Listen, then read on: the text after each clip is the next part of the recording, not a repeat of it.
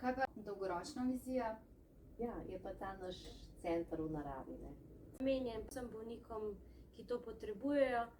Gre za to, da mi verjamemo, da vsaka bolezen rabi nekaj časa, da ti to sprocesiraš, da greš na poti k zdravljenju in si predstavljamo nekako, da vsaj en mesec bi bil čas, da človek spremeni svojo rutino, ja, tako. In v tistem mesecu bi se dogajale razne in delavnice, v glavnem, da bi bilo čim več smeha, da bi bili ljudje sproščeni, sprejeti, da bi bil v njih mir, zadovoljstvo, v glavnem vsa taka prijetna, pozitivna čustva.